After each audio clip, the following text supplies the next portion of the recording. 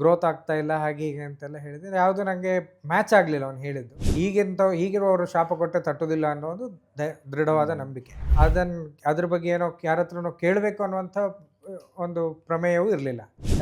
ನಮ್ಮನ್ನು ಮೀರಿದಂಥ ಒಂದು ಶಕ್ತಿ ಅಂತ ಏನಿದೆ ಅದು ನನ್ನ ಅನುಭವಕ್ಕೆ ತುಂಬ ಸರ್ತಿ ಬಂದಿದೆ. ಹಾಗಾಗಿ ನಾನು ಬದುಕಿದ್ದು ಅದರಿಂದಲೇ ಅಥವಾ ಆ ಶಕ್ತಿಯಿಂದಲೇ ಅಂತ ನನಗೆ ಅನ್ನಿಸ್ತದೆ. ಅಂದರೆ ಒಂಥರ ಅವನಿಗೆ ಚಾಲೆಂಜ್, ಪ್ರೀಪೇಯ್ಡ್ ಸರ್ವಿಸ್. ಹೌದು. ಅವನಿಗೆ ಜಾತಕ ನಿಜವಾಗ್ಲೂ ಎಷ್ಟು ಬರ್ತದೆ ಅಂತ ಗೊತ್ತಿಲ್ಲ. ನಿನಗೆ ಇನ್ನೊಂದು ತಿಂಗಳಲ್ಲಿ ನಿನ್ನ ಹೆಸರು ಹಾಳಾಗ್ತದೆ, ನಿನ್ನ ಆರೋಗ್ಯದಲ್ಲಿ ಏರ್ಪೇರ್ ಆಗ್ತದೆ, ಇನ್ನೊಂದಷ್ಟು ಸಮಸ್ಯೆಗಳು ಬರ್ತವೆ. ಮರು ದಿವಸ ನನಗೆ ಜ್ವರ ಶುರು ಆಯಿತು.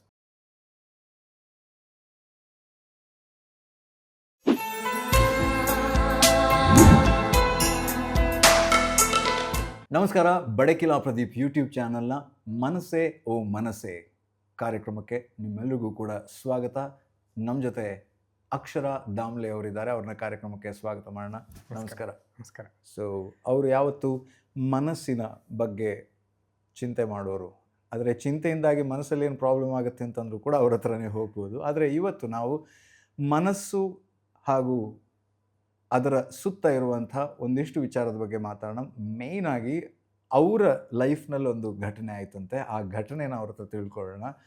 ಸೊ ನೀವು ಎಲ್ಲರ ಮನಸ್ಸನ್ನು ಹೊಕ್ಕು ನೋಡ್ತೀರಾ, ಅವ್ರಿಗೆ ಏನಾದ್ರು ತೊಂದರೆ ಇದ್ದರೆ ಸಾಲ್ವ್ ಮಾಡೋದಕ್ಕೆ ನೋಡ್ತೀರಾ. ಆದರೆ ನಿಮಗೆ ಒಂದು ಕೆಲವು ವರ್ಷ ಹಿಂದೆ ಒಂದು ಇನ್ಸಿಡೆಂಟ್ ಆಯ್ತು ನಿಮ್ಮ ಲೈಫಲ್ಲಿ ಅಂತ ಹೇಳಿದರೆ, ನಿಮ್ಮ ಮನಸ್ಸನ್ನೇ ಕದಡೋದಕ್ಕೆ, ನಿಮಗೆ ಒಂದು ತೊಂದರೆ ಕೊಡೋದಕ್ಕೆ ಆದ ಇನ್ಸಿಡೆಂಟ್ ಬಗ್ಗೆ ನೀವು ಹೇಳ್ತಾ ಇದ್ರಿ, ಅದನ್ನು ಹೇಳಿ. ಖಂಡಿತ.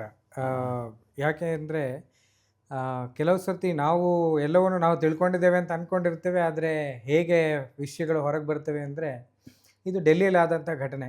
ನಾನು ಹೀಗೆ ನನ್ನ ಕಾರ್ಯದ ನಿಮಿತ್ತ ಹೋಗಿದ್ದಾಗ ಒಂದು ಮೀಟಿಂಗ್ ಆಯಿತು. ಇನ್ನೊಂದು ಮೀಟಿಂಗಿಗೆ ಅವರು ಪಿಕ್ ಮಾಡ್ತೇನೆ ಅಂತ ಹೇಳಿದರು. ಹಾಗೆ ಒಂದು ಕಡೆ ವೆಯ್ಟ್ ಮಾಡ್ತಾ ಇದ್ದೆ. ಅಲ್ಲೇ ಪಕ್ಕದಲ್ಲಿ ಒಬ್ಬ ಯಂಗ್ ಹುಡುಗ, ಒಂದು 20-22 ವರ್ಷದವನು. ಅವನು ಸಾಯಿಬಾಬಾ ಫೋಟೋ ಇಟ್ಕೊಂಡು ಜಾತಕ ಹೇಳ್ತೇನೆ ಹಾಗೆ ಹೀಗೆ ಅಂತೆಲ್ಲ ಹೇಳ್ತಾ ಇದ್ದ. ಕೇವಲ 20 ರೂಪಾಯಿ ನೀವು ಕೊಟ್ಟರಾಯಿತು ದಕ್ಷಿಣೆಯ ರೂಪದಲ್ಲಿ ಅಂತ.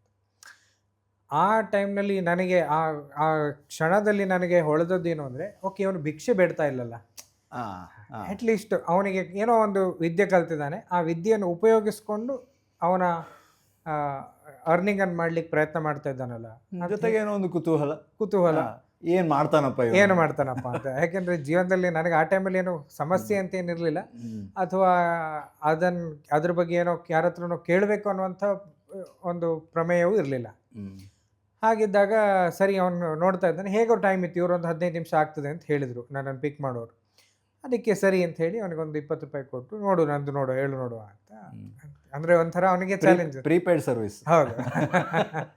ಹಾಗೆ ಕೊಟ್ಟಾಗ ಅವನು ಏನೋ ಅವರಿಗೆ ಹೇಗೆ ಅಂದರೆ, ಅವನಿಗೆ ಜಾತಕ ನಿಜವಾಗ್ಲೂ ಎಷ್ಟು ಬರ್ತದೆ ಅಂತ ಗೊತ್ತಿಲ್ಲ.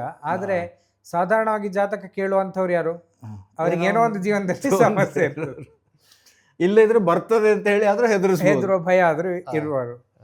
ಹಾಗಾಗಿ ಅವನೇನು ಮಾಡಿದ, ನಿಮಗೆ ಧನ ಪ್ರಾಪ್ತಿಯಲ್ಲಿ ಸಮಸ್ಯೆ ಆಗ್ತಾ ಇದೆ, ಇದು ಸಾಧಾರಣ ಎಲ್ಲರಿಗೂ ಇರುವಂಥದ್ದೇ, ನಿಮಗೆ ಕೋಟಿ ಇದ್ರೂ ಆಗ್ತದೆ. ಹಾಗಾಗಿ ಅದನ್ನೊಂದು ಹೇಳಿದ. ಆಮೇಲೆ ನಿಮಗೆ ಗ್ರೋತ್ ಆಗ್ತಾ ಇಲ್ಲ ಹಾಗೆ ಹೀಗೆ ಅಂತೆಲ್ಲ ಹೇಳಿದರೆ ಯಾವುದು ನನಗೆ ಮ್ಯಾಚ್ ಆಗಲಿಲ್ಲ ಅವ್ನು ಹೇಳಿದ್ದು. ಅದಕ್ಕೆ ನಾನು ಆಮೇಲೆ ಅವನಿಗೆ ಹೇಳಿದೆ, ಬಹುಶಃ ನೀನು ಸ್ವಲ್ಪ ಸರಿಯಾಗಿ ಕಲಿಬೇಕು, ಯಾಕೋ ನನಗೆ ಮ್ಯಾಚ್ ಆಗ್ತಾ ಇಲ್ಲ ನೀನು ಹೇಳಿದ್ದು ಅಂತ ಹೇಳಿದೆ. ಹೌದಾ, ನಾನು ಹೇಳಿದ್ದು ಮ್ಯಾಚ್ ಆಗ್ತಿಲ್ಲ, ನಾನು ಗುರುಗಳ ಹತ್ರ ಹೇಳಿಸ್ತೇನೆ, ಅವ್ರು ನಿಮ್ಮದನ್ನೆಲ್ಲ ನೋಡಿ ಹೇಳ್ತಾರೆ ಅಂತ ಹೇಳಿ ನೋಟೆಲ್ಲ ಮಾಡಿಕೊಂಡ. ಆಮೇಲೆ ಸರಿ, ನನಗೆ ಅಗತ್ಯ ಇಲ್ಲ, ಆಯಿತು, ನೀನು ಗುರುಗಳ ಹತ್ರ ನೋಡಿ ನಿನ್ನ ಸಮಾಧಾನ ಮಾಡ್ಕೊಳ್ತೀನಿ ಅಂತಂದರೆ ಮಾಡ್ಕೊ ಅಂತ ಹೇಳಿ ಬಿಟ್ಟೆ. ಆಮೇಲೆ ಅವ್ರದ್ದು 1-2 ದಿವಸ ಏನೂ ಸುದ್ದಿ ಇರಲಿಲ್ಲ. ಹಾಗಾಗಿ ನಾನು ಬಹುಶಃ ಮರ್ತಿದ್ದಾರೆ ಇದೆಲ್ಲ, ಸುಮ್ಮನೆ ಒಂದು ಟೆಂಪರರಿ ಅಂತ ಬಿಟ್ಟಿದ್ದೆ. 3ನೇ ದಿನ ಕಾಲ್ ಬಂತು, ಒಬ್ಬ ಅನ್ನೋನ್ ನಂಬರಿಂದ. ಬಂದಾಗ ಹೇಳಿದರು, ಇದು ನಾನು ಇಂತಿಂಥವನ ಗುರು ಅಂತ. ಯಾರು ಅಂತ ಕೇಳಿದೆ. ಅದೇ ಮೊನ್ನೆ ನೀನೊಂದು ದಿವಸ ಯಾರ ಹತ್ರ ಜಾತಕ ಕೇಳಿದ್ದಿಲ್ಲ. ಹಾಂ ಸರಿ ಹೇಳಿ ಅಂತಂದು. ಅದಕ್ಕೆ ಅವರು ಶುರು ಮಾಡಿದರು. ಅವರದ್ದು ಫುಲ್ ಗಡಸು ವಾಯ್ಸ್, ಅಂದರೆ ಒಂದು ಅಥಾರಿಟಿ ಕ್ರಿಯೇಟ್ ಮಾಡಬೇಕಲ್ಲ, ಮೂಡ್ ಕ್ರಿಯೇಟ್ ಮಾಡೋ ಥರ. ಹೌದು, ಅಥಾರಿಟಿಯನ್ನು ಎಸ್ಟಾಬ್ಲಿಷ್ ಮಾಡ್ಕೊಂಡು ಹೇಳಿದರು, ನಿನಗೆ ಇನ್ನೊಂದು ತಿಂಗಳಲ್ಲಿ ನಿನ್ನ ಹೆಸರು ಹಾಳಾಗ್ತದೆ, ನಿನ್ನ ಆರೋಗ್ಯದಲ್ಲಿ ಏರ್ಪೇರ್ ಆಗ್ತದೆ, ಇನ್ನೊಂದಷ್ಟು ಸಮಸ್ಯೆಗಳು ಬರ್ತವೆ. ಈ ಎಲ್ಲ ಸಮಸ್ಯೆಗಳನ್ನು ಈಗ ನೀನು ಸರಿಯಾದ ಸಮಯಕ್ಕೆ ನೋಡಿ, ನಿಮಗೆ ಪ್ರೇರೇಪಣೆ ಹೇಗೆ ಬಂದಿದೆ ಅಂದರೆ, ಆ ಸಮಸ್ಯೆ ಬರೋ 1 ತಿಂಗಳು ಮುಂಚೆನೇ ನೀನು ನಮ್ಮ ಹತ್ರ ಎಲ್ಲ ವಿಷಯ ಕೇಳಿದ್ಯಾ. ಹಾಗಾಗಿ ನಾವು ಇದಕ್ಕೊಂದು ಪರಿಹಾರ ಮಾಡುವ, ಒಂದು 10,000 ರೂಪಾಯಿ ಖರ್ಚಾಗ್ತದೆ, ನಾನು ನಿಮಗೆ ಪೂಜೆ ಮಾಡಿ ಕೊಡ್ತೇನೆ. ನಾನು ಹೇಳಿದೆ, ನಾನು ಡೆಲ್ಲಿಯಲ್ಲಿ ಇರೋನಲ್ಲ, ನಾನು ಬೆಂಗಳೂರಿಗೆ ಹೋಗೋನು. ಹಾಗಾಗಿ ನಾನು ಬೇಕು ನೀವು ಯಾವ್ಯಾವ ಪೂಜೆ ಮಾಡಿಸ್ಬೇಕು ಅಂತ ಹೇಳಿ ನಾನು ಅಲ್ಲಿ ಮಾಡಿಸ್ತೇನೆ ಅಂತಲೂ ಹೇಳಿದೆ. ಅದಕ್ಕೆ ಇಲ್ಲ ಪೂಜೆ ನಾವೇ ಮಾಡಬೇಕು ಅಂತ ಹೇಳಿದರು. ಅದಕ್ಕೆ ಆಮೇಲೆ ನಾನು ಇನ್ನೂ ಒಂದು ಮಾತು ಹೇಳಿದೆ, ನನಗೆ ತುಂಬ ಜನ ಒಳ್ಳೆಯ ಜ್ಯೋತಿಷಿಗಳನ್ನು ಪರಿಚಯ ಇದೆ. ಹಾಗಾಗಿ ನಾನು ಅವ್ರ ಹತ್ರ ಒಂದು ಸರ್ತಿ ಸೆಕೆಂಡ್ ಒಪಿನಿಯನ್ ತಗೊಳ್ತೇನೆ. ಅವರು ನನಗೆ ಸಮಸ್ಯೆ ಇದೆ ಅಂತ ಹೇಳಿದರೆ ಪೂಜೆ ಬೇಕಾದ್ರೆ ನಾನು ನಿನ್ನ ಹತ್ರವೇ ಮಾಡಿಸ್ತೇನೆ. ಅವ್ರ ಹತ್ರ ನಾನು ಇಲ್ಲ, ನಾನು ಒಬ್ಬರ ಹತ್ರ ಒಪ್ಪಿಕೊಂಡಾಗಿದೆ ಅಂತ ಹೇಳಲಿಕ್ಕೆ ನನಗೇನು ಸಮಸ್ಯೆ ಇಲ್ಲ ಅಂತ ಹೇಳಿ. ಅದು ಅವನಿಗೆ ಈಗೋ ಹರ್ಟ್ ಆಯಿತು, ನನ್ನ ಅಥಾರಿಟಿಯನ್ನೇ ಕ್ವೆಶ್ಚನ್ ಮಾಡ್ತಾ ಇದ್ದಾರೆ. ಹಾಂ, ಅದಕ್ಕೆ ಅವನೇನು ಮಾಡಿದ, ನೀನು ಬೇರೆಯವ್ರ ಹತ್ರ ಎಲ್ಲ ಕೇಳ್ತೀನಿ ಅಂತಂದರೆ ನೋಡು ನಿನಗೆ ನಿನ್ನ ಕರ್ಮ ತಡ್ತದೆ ಅಂತ ಹೇಳಿದ, ಫೋನ್ ಇಟ್ಟ. ನಾನು ಅದನ್ನೇನು ದೊಡ್ಡ ತಲೆಬಿಸಿ ಮಾಡಲಿಲ್ಲ. ನನಗೆ ಅಂದರೆ ಹೀಗಿರುವವರು ಶಾಪ ಕೊಟ್ಟರೆ ತಟ್ಟೋದಿಲ್ಲ ಅನ್ನೋದು ದೃಢವಾದ ನಂಬಿಕೆ. ಇದು ಕಾಮನ್ ಅಂತ ಅಂದರೆ ಈ ದೇವರ ಹೆಸರು, ಭವಿಷ್ಯದ ಹೆಸರಲ್ಲಿ ಭಯ ಹುಟ್ಟಿಸಿ ದುಡ್ಡು ಮಾಡೋದಕ್ಕೆ ಹೊರಡೋದು. ಹೌದು, ಈಗ ತುಂಬ ಆ ಥರದ್ದು ಕಾಣಿಸ್ತಾ ಇದೆ. ಹಾಗಾಗಿ ನಾನೇನು ಮಾಡಿದೆ, ಅದ್ರ ಬಗ್ಗೆ ದೊಡ್ಡ ಗೊಡವೆ ಕೊಡಲಿಲ್ಲ. ಆಮೇಲೆ ನಾನು ನನ್ನಷ್ಟಕ್ಕೆ ಇದ್ದೆ. ಆಮೇಲೆ ಮರು ದಿವಸ ನನಗೆ ಜ್ವರ ಶುರು ಆಯಿತು. ಹೇಗೆ ಅಂತ ಗೊತ್ತಾಗಲಿಲ್ಲ. ಆದರೆ ಮತ್ತೆ ನಾನು ನನ್ನದೇ ಏನೋ ನೀರು ಚೇಂಜ್ ಆಗಿರ್ಬೋದು, ಧೂಳಿಂದ ಆಗಿರ್ಬೋದು, ಏನೋ ಒಂದು ಕಾರಣ ಹೌದು ಅಂಥೇಳಿ ನಾನು ಹಾಗೆ ಸುಮ್ಮನಿದ್ದೆ. ಮತ್ತು ಪ್ಯಾರಾಸಿಟಮಾಲು ಏನೋ ಒಂದು ತಿಂದೆ, ನಡೀತು. ಆದರೆ ಮರುದಿವಸ ನಾನು ಬೆಂಗಳೂರಿಗೆ ತಲುಪಬೇಕಾದ್ರೆ ನನ್ನ ಜ್ವರ ಎಷ್ಟು ಏರಿತ್ತು ಅಂದರೆ 104ರಿಂದ ಮೇಲೆ, ಅದೇ ರೇಂಜಲ್ಲಿ 103, 104ರಲ್ಲೇ ಇತ್ತು. ಏನು ಮಾತ್ರೆ ತಿಂದರೂ ಕಡಿಮೆ ಆಗೋದಿಲ್ಲ. ನನಗೆ ನಿರಂತರ ಒಂದು 4-5 ದಿವಸ ನಾನು ಮಲ್ಕೊಂಡಲ್ಲೇ, ಏನು ಒಂಥರ ಹೊರಗಿನ ಪ್ರಪಂಚದ ಪರಿವೇ ಇಲ್ವೇನೋ ಅನ್ನೋ ಥರ ಆ ಲೆವೆಲ್ಗೆ. ಹಾಂ, ಏನಾಗ್ತಾ ಉಂಟು ಅಂತ ಗೊತ್ತಾಗ್ತಾ ಇಲ್ಲ. ಮತ್ತು ಇಂಜೆಕ್ಷನ್ ಕೊಟ್ಟಾಯಿತು. ಇಂಜೆಕ್ಷನ್ ಕೊಟ್ಟರು ಸಹ ಒಂಥರ ಜ್ವರ ಇಳಿಯುವುದಿಲ್ಲ, ಬೆವರೇಜ್ ಹಾಗೆ ಒಮ್ಮೆ ಆಗ್ತದೆ ಮತ್ತು ಪುನಃ ಜಾಸ್ತಿ ಆಗ್ತದೆ. ಸೊ ಹೀಗಾಗಿದಾಗ ಮತ್ತು 2ನೇ ಸರ್ತಿ ಇಂಜೆಕ್ಷನ್ ತೊಗೊಂಡಾದ ಮೇಲೆ ನನಗೆ ಏನೋ ಒಂದು 7-8 ದಿವಸ ಆದ ಮೇಲೆ ಒಂಥರ ನನಗೆ ಮನಸ್ಸಿಗೆ ಒಂಥರ ಒಂದು ಎಚ್ಚರ ಸ್ಥಿತಿ ಬಂತು. ಆಮೇಲೆ ನಾನು ಅವಲೋಕನ ಮಾಡಲಿಕ್ಕೆ ಶುರು ಮಾಡಿದೆ, ಏನಾಗ್ತಾ ಉಂಟು ನನ್ನ ಶರೀರದಲ್ಲಿ, ಯಾಕೆ ಆಗ್ತಾ ಉಂಟು ಹೀಗೆ ಅಂತ. ಒಂದು ಸಣ್ಣಕ್ಕೆ ನನ್ನಷ್ಟಕ್ಕೆ ನಾನು ನನ್ನ ಬಾಡಿಯನ್ನು ಸ್ಕ್ಯಾನ್ ಮಾಡ್ತಾ ಹೋದ ಹಾಗೆ ಯಾಕೋ ನನ್ನ ಬಾಡಿಯಲ್ಲಿ ನನ್ನ ಎನರ್ಜಿ ಅಲ್ಲದೆ ಬೇರೆ ಯಾವುದೋ ಒಂದು ಎನರ್ಜಿ ಇಲ್ಲಿ ಇದು ಪ್ಲೇ ಆಗ್ತಾ ಉಂಟು, ಅದರದ್ದೇ ಅದು ಆಟ ಆಡ್ತಾ ಉಂಟು ಅಂತ ಅನಿಸ್ತಿತ್ತು. ಸಾಧಾರಣವಾಗಿ ಏನಾಗ್ತದೆ ಇಂಥ ಪರಿಸ್ಥಿತಿಯಲ್ಲಿ, ನನಗೆ ಆ ಬುದ್ಧಿ ಬಂದಿತ್ತು, ಹಾಗಾಗಿ ನಾನು ಅವಲೋಕನ ಮಾಡ್ಲಿಕ್ಕಾಯ್ತು. ಇಲ್ಲ ಅಂತ ಆಗಿದ್ರೆ ಏನಾಗ್ತಿತ್ತು, ಥಿಂಗ್ ನಾವು ಮಾಡೋದು ಅಂತಂದ್ರೆ ಹಿಂಗ ಅವರೊಂದೇನೋ ಹೇಳಿದ್ರಲ್ಲ, ಅವ್ರ ಹತ್ರ ಮಾತಾಡದಿದ್ದ ಕಾರಣವೇ ಇದು ಹೀಗಾದ್ದು ಅಂತ ಹೇಳಿ ಸಾಧಾರಣವಾಗಿ ನಾವು ಅವರಿಗೆ ಫೋನ್ ಮಾಡ್ತಿದ್ದು. ಆದರೆ ನಾನು ಅವ್ರಿಗೆ ಬೇಕಾಗಿದ್ದು ಅದುವೇ. ಹೌದು, ನನ್ನ ಪುಣ್ಯಕ್ಕೆ ನನಗೆ ಈ ಎಚ್ಚರ ಬಂತು. ನಾನು ಆ ಎನರ್ಜಿಯನ್ನು ತೆಗೆದು 2 ದಿವಸದಲ್ಲಿ ಯಾವ ಜ್ವರವೂ ಇಲ್ಲ, ಏನೂ ಇಲ್ಲ. ಎನರ್ಜಿ ತೆಗೆಯೋದು ಅಂದರೆ ಏನದು? ಅಂದರೆ ಅದನ್ನು ಹೇಗೆ ಅಂತ ವಿವರಿಸಲಿಕ್ಕೆ ಸ್ವಲ್ಪ ಕಷ್ಟ. ಯಾಕೆಂದರೆ ನಮಗೆ ನಮ್ಮ ಶರೀರವನ್ನು ಏನು ಮಾಡಿದ್ದಿರ್ಬೋದು ಮತ್ತು ಏನು ಇಂಪ್ಯಾಕ್ಟ್ ಆಗುತ್ತೆ ಆ ಥರದ್ದು, ಅದನ್ನು ಒಂದು ರೀತಿಯ ವಶೀಕರಣ ಅಂತಲೇ ಹೇಳ್ಬೋದು. ಯಾಕೆ ಅಂತಂದರೆ ನನ್ನ ಹುಟ್ಟಿದ ದಿನಾಂಕ, ಸಮಯ, ಜಾಗ 3 ಕರ್ಮ ಅಂತ ಅವ್ರ ಕೈಯಲ್ಲಿ ಇತ್ತು. ಅಲ್ಲದೆ ನನ್ನ ಫೋಟೋನ ಅವರು ನನ್ನ ವಾಟ್ಸಪ್ಪಿಂದ ತೆಗೆದಿರ್ಬೋದು, ಒಂದು ವೇಳೆ ಫೋಟೋದ ಮೇಲೆ ವಶೀಕರಣ ಮಾಡೋರು ಅಂತಾದರೆ. ಸೊ ಆ ರೀತಿಯಲ್ಲಿ ಒಂದು ಎನರ್ಜಿಯನ್ನು ಪ್ರಯೋಗಿಸಿ ಈ ಥರ ಕೆಟ್ಟ ದಾರಿಗಳಿಗೆ ದಾರಿಗಳು ಸುಮಾರು ಬೇಕಾದಷ್ಟಿದೆ. ಆಮೇಲೆ ಅದಕ್ಕೆ ಯಾವ ದಾರಿಯಿಂದ ಹೇಗೆ ಮಾಡಿದ್ದಾರೆ ಅಂತ ಹುಡುಕ್ಲಿಕ್ಕೂ ಕಷ್ಟ. ಸೊ ಈ ಥರದ ಪರಿಸ್ಥಿತಿ ಇತ್ತು. ಆಮೇಲೆ ಆ ಎನರ್ಜಿಯನ್ನು ಏನಿಲ್ಲ, ನಾನು ದೇವರ ಪ್ರಾರ್ಥನೆ ಮಾಡ್ತಾ ಈ ಒಂದು ಎನರ್ಜಿ ಏನೋ ಇದೆ, ಏನೋ ಯಾರಿದ್ದು ಹೇಗೆ ಬಂತು ಅಂತ ನನಗೆ ಹುಡುಕುವಷ್ಟು ತಾಳ್ಮೆಯೂ ಇರಲಿಲ್ಲ, ಅಷ್ಟು ಶಕ್ತಿಯೂ ಇರಲಿಲ್ಲ. ಹೇಗೋ ಅದನ್ನು ಅದು ಹೋಗಲಿ ಅಂತ ನಾನು ಅದಕ್ಕೆ ಪ್ರಾರ್ಥನೆ ಮಾಡ್ತಾ ಇದ್ದೆ. ಒಂದು ಸ್ವಲ್ಪ ಹೊತ್ತಿಲ್ಲ ಅದು ಬಿಟ್ಟು ಒಂಥರ ರಿಲೀಫ್ ಆದ ಹಾಗಾಯಿತು. ಈಗ ನಮಗೆ ನೀವು ದಿನ ಧ್ಯಾನ ಮಾಡೋರು ಅಥವಾ ನಿಮ್ಮ ಅವಲೋಕನ ಮಾಡೋರು ಅಂತಂದರೆ ನಿಮ್ಮ ಶರೀರದಲ್ಲಿ ಸಣ್ಣ ಸಣ್ಣ ಆಗ್ತಾ ಇರೋ ಬದಲಾವಣೆಗಳು ನಿಮಗೆ ಗಮನಕ್ಕೆ ಸಿಗ್ತದೆ. ಈಗ ನಿಮಗೆ ಸಣ್ಣಕ್ಕೆ ಬೆನ್ನು ನೋವು ಆಗ್ತಾಯಿದ್ರು ಅಥವಾ ಸಣ್ಣ ಬೆರಳು ನೋವಿನಲ್ಲಿ ಏನೋ ಒಂದು ಕಿರಿಕಿರಿ ಆಗ್ತಾಯಿದ್ರು, ನಿಮಗೆ ಅನುಭವದಲ್ಲಿರ್ತದೆ, ನಿಮ್ಮ ಕಾನ್ಷಿಯಸ್ನಲ್ಲಿರ್ತದೆ. ಸೊ ಅದೇ ರೀತಿ ಈ ಎನರ್ಜಿ ಹೋದಾಗ ಒಂದು ಎನರ್ಜಿ ಲಿಬರೇಟ್ ಆದಂಥ ಫೀಲಿಂಗ್ ಬಂತು. ಮತ್ತು ನಾನು ಹೇಳಿದೆ ಇನ್ನೊಂದು 2 ದಿವಸ ನಾನು ಹುಷಾರಾಗ್ತೇನೆ ಅಂತ. 2 ದಿವಸದಲ್ಲಿ ಹುಷಾರಾದೆ ಕೂಡ. ಸೊ ನೀವಲ್ಲಿ ಇದ್ರ ಬಗ್ಗೆ ಹೇಳಿದ್ರಿ, ಅಂದರೆ ದೇವ್ರ ಮೇಲೆ ಇದು ಮಾಡಿದ್ರಿ, ದೇವ್ರಿಗೆ ಪ್ರಾರ್ಥನೆ ಮಾಡಿದ್ರಿ ಅಂತ. ಸೊ ಒಬ್ಬ ಸೈಕಾಲಜಿಸ್ಟ್ ಆಗಿ ಫಸ್ಟ್ ಆಫ್ ಆಲ್ ಅದೊಂದು ಕ್ವೆಶನ್, ಸೈಕಾಲಜಿಸ್ಟ್ ಆಗಿ ದೇವರನ್ನ ಎಷ್ಟು ನಂಬಬೇಕು, ನಂಬಾರ್ದು, ನಂಬ್ತಾರೆ ಅನ್ನೋದು ಒಂದು. ಮತ್ತು ಸೈಕಾಲಜಿಗೂ ದೇವರಿಗೂ ಇರೋ ಸಂಬಂಧ ಏನು ಅಂತ. ಈ ಸೈಕಾಲಜಿಸ್ಟು ಅಂತ ಹೇಳಿದ ಕೂಡಲೇ ನಾವು ವೈಜ್ಞಾನಿಕವಾಗಿರಬೇಕು ಅನ್ನುವಂಥ ಒಂದು ಪ್ರಜ್ಞೆ ಅಂತ ನಾನು ಸ್ವಲ್ಪ ಸಫಿಸ್ಟಿಕೇಟೆಡ್ ಪದ. ಸೊ ಹಾಗೊಂದು ಮನಸ್ಸಿನಲ್ಲಿ ಇರ್ತದೆ. ಆದರೆ ನಮ್ಮನ್ನು ಮೀರಿದಂಥ ಒಂದು ಶಕ್ತಿ ಅಂತ ಏನಿದೆ ಅದು ನನ್ನ ಅನುಭವಕ್ಕೆ ತುಂಬ ಸರ್ತಿ ಬಂದಿದೆ. ಅದಕ್ಕೆ ಇನ್ನೂ ಒಂದು ನನ್ನ ಜೀವನದಲ್ಲಿ ಆದಂಥ ಕೆಲವು ಘಟನೆಗಳನ್ನು ಹೇಳೋದಂತಾದರೆ, ನಾನು 3-4 ವರ್ಷ ಇದ್ದಾಗ ಚಿಕ್ಕಪ್ಪನ ಜೊತೆ ಅರಬ್ಬಿ ಸಮುದ್ರಕ್ಕೆ ಕುಂದಾಪುರದ ಹತ್ರ ಯಾವುದೋ ಬೀಚಿಗೆ ಹೋಗಿದ್ದಾಗ ನಾನು ಕೈ ತಪ್ಪಿ ಹೋಗಿದ್ದೆ ಅಂತೆ. ನೀರಿನ ರಭಸಕ್ಕೆ ನೀರು ಜೋರಾಗಿ ಬಂದಾಗ ಕೈ ತಪ್ಪಿ ಹೋಗಿದ್ದೆ. ಹುಡುಗ ಎಲ್ಲಿದ್ದಾನೆ ಅಂತ ನೋಡಿದ್ರೆ ಮಗು ಕಾಣಿಸ್ತಾ ಇಲ್ಲ. ಆಮೇಲೆ ದೆರೆಯೇ ನನ್ನ ವಾಪಸ್ ತಂದು ಬಿಟ್ಟಿತ್ತು. ಹಾಗಿದ್ರೆ ಇಲ್ಲಿ ದೇವರ ಎನರ್ಜಿ ನೋಡಿ ಯಾವ ರೀತಿ ಕೆಲಸ ಮಾಡಬಹುದು, ಹೇಳ್ಕೊಂಡು ಹೋಗೋ ಸಾಧ್ಯತೆ ಹೇಳ್ಕೊಂಡು ಹೋಗಬಹುದಿತ್ತು. ಆದರೆ ಈ ನಾವು ಪ್ರಹ್ಲಾದನ ಕತೆ ಕೇಳ್ತೇವಲ್ಲ, ಆ ಬೆಟ್ಟದಿಂದ ದೂಡಿ ಹಾಕಿದ್ರು ಅವನನ್ನು ಯಾವುದೋ ಒಂದು ಶಕ್ತಿ ವಾಪಸ್ ಕರೆದುಕೊಂಡು ಬಂತು ಅಂತ. ಅದೇ ರೀತಿ ಇನ್ನೊಂದು 2-3 ಘಟನೆಗಳು, ಅಂದರೆ ಒಂದು ಡೆಲ್ಲಿಯಲ್ಲಿ ಒಂದು ಆಕ್ಸಿಡೆಂಟ್ ಆಗ್ತಾ ಒಂದು ಬೈಕಲ್ಲಿ ಓಡಿಸ್ತಾ ಇದ್ದೆ. 2 ಕಡೆಯಿಂದ ಕಾರುಗಳು ಎಷ್ಟು ರಭಸವಾಗಿ ಹೋದವು ಅಂತಂದರೆ, ನಾನು ಸ್ವಲ್ಪ ಆ ಕಡೆ ಈ ಕಡೆ ಆಗಿದ್ದಿದ್ರು 2 ಕಾರುಗಳ ಅಡಿಯಲ್ಲಿ ಬಿದ್ದಿರ್ತಿದ್ದೆ. ಸೊ ಯಾವಾಗ ನಮಗೆ ಅಂಥ ಸಂದರ್ಭದಲ್ಲಿ ನಾನು ದೇವರನ್ನು ಪ್ರಾರ್ಥಿಸ್ಕೊಂಡೇ ಇದ್ದವನು, ಹಾಗಾಗಿ ನಾನು ಬದುಕಿದ್ದು ಅದರಿಂದಲೇ ಅಥವಾ ಆ ಶಕ್ತಿಯಿಂದಲೇ ಅಂತ ನನಗೆ ಅನ್ನಿಸ್ತದೆ.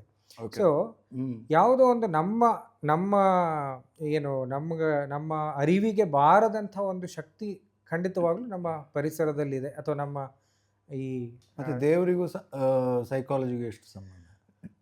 ಈಗ ನಾನು ಎಷ್ಟೋ ಸರ್ತಿ ಈಗ ನನ್ನ ಥೆರಪಿ, ಈಗ ಬೇರೆ ಥೆರಪಿಸ್ಟ್ಗಳು ಹೇಗೆ ಮಾಡ್ತಾರೆ ಅಂತ ನನಗೆ ಗೊತ್ತಿಲ್ಲ. ಕೆಲವರು ಈ ಸ್ಪಿರಿಚುವಲ್ ಆಸ್ಪೆಕ್ಟ್ಗಳನ್ನು ಎಲ್ಲೂ ತರಲಿಕ್ಕೆ ಹೋಗೋದೇ ಇಲ್ಲ. ಆದರೆ ನಾನು ಎಷ್ಟೋ ಸರ್ತಿ ಮಂತ್ರ ಜಪಗಳನ್ನು ಹೇಳ್ಕೊಟ್ಟದ್ದಿದೆ, ಎಷ್ಟೋ ಸರ್ತಿ ಧ್ಯಾನ ಮಾಡಲಿಕ್ಕೆ ಹೇಳಿಕೊಟ್ಟದ್ದಿದೆ, ಎಷ್ಟೋ ಸರ್ತಿ ಪೂಜೆ. ಇನ್ನೊಂದು ನಿಮಗೆ ಇಂಟ್ರೆಸ್ಟಿಂಗ್ ವಿಷಯ ಹೇಳ್ತಾನೆ. ಎಷ್ಟೋ ನನ್ನ ಕ್ಲೈಂಟ್ಗಳು ಅವರ ಮನೆಯಲ್ಲಿ ಪೂಜೆ ಮಾಡದ ಇದ್ದಂಥವರಿಗೆ ನನ್ನ ಹತ್ರ ಬರಲಿಕ್ಕೆ ಆಗಿಲ್ಲದಂಥ ಇದು ಸಂದರ್ಭಗಳು ಆದದ್ದಿದೆ. ಅಂದರೆ ದೇವರು ಅನ್ನುವಂಥ ಒಂದು ಶಕ್ತಿ ಅಷ್ಟು ಸ್ಟ್ರಾಂಗ್ಲಿ ನಮಗೆ. ಬಟ್ ನಿಮ್ಮನ್ನು ಹಾಗಿದ್ರೆ ಮೂಢನಂಬಿಕೆ ಸೈಕಾಲಜಿಸ್ಟ್ ಅಂತ ಕರೆಯಲ್ಲ ನಿಮ್ಮ ಕಮ್ಯುನಿಟಿಯಲ್ಲಿ? ಅಂದರೆ ನನ್ನ ಹತ್ರ ಬರೋರಿದ್ದಾರೆ.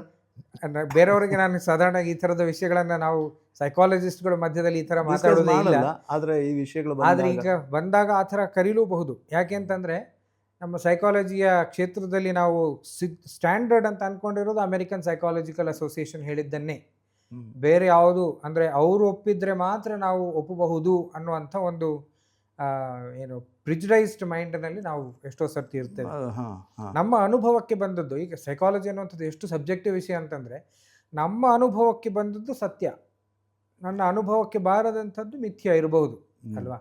ಹಾಗಾಗಿ ಎಲ್ಲದಕ್ಕೂ ನಾವು ಎವಿಡೆನ್ಸ್ಗಳನ್ನೇ ಹುಡುಕಿಕೊಂಡು ಹೋಗೋ ಬದಲು ಆ ಅನುಭವಿಕ ನೆಲೆಯಲ್ಲಿ ನಾವು ಯಾವಾಗ ವರ್ಕ್ ಮಾಡ್ಲಿಕ್ಕೆ ಶುರು ಮಾಡ್ತೇವೆ ಆವಾಗ ಅದರ ರಿಸಲ್ಟ್ಗಳು ಕೂಡ ಬೇರೆ ರೀತಿಯಲ್ಲಿ ಕಾಣಿಸ್ಕೊಳ್ಳಿಕ್ಕೆ ಶುರು ಆಗ್ತದೆ. ಹಾಗಾಗಿ ನಾನು ದೇವರನ್ನು ಎಷ್ಟೋ ಸರ್ತಿ ಕೇಳೋದಿದೆ, ನಿಮ್ಮ ಇಷ್ಟ ದೇವರು ಯಾರು, ಅವರಿಗೆ ನಿರಂತರವಾಗಿ ಪೂಜೆ ಮಾಡ್ತೀರಾ, ಅಥವಾ ಅವರ ನಿಮ್ಮ ದಿನನಿತ್ಯದ ದಿನಚರಿಯಲ್ಲಿ ಈ ಥರದ ಅಭ್ಯಾಸಗಳೇನಿದೆ. ಅಂದರೆ ಪೂಜೆ ಅಂದ ತಕ್ಷಣ ಅದಕ್ಕೊಂದಿಷ್ಟು ರಿಚುವಲ್ಸೇ ಬೇಕಂತಿಲ್ಲ, ನಿಮಗೆ ಯಾವ ರೀತಿ ದೇವರನ್ನು ಕನೆಕ್ಟ್ ಮಾಡ್ಬೋದು. ಅಂದರೆ ಪೂಜೆ ಅಥವಾ ಈ ರೀತಿ ಇದು ನಮ್ಮನ್ನು ಒಂದು ಶಿಸ್ತಿಗೆ ಅಳವಡಿಸ್ಕೊಳ್ಳೋ ವಿಧಾನ ಕೂಡ ಹೌದು. ಹೌದು.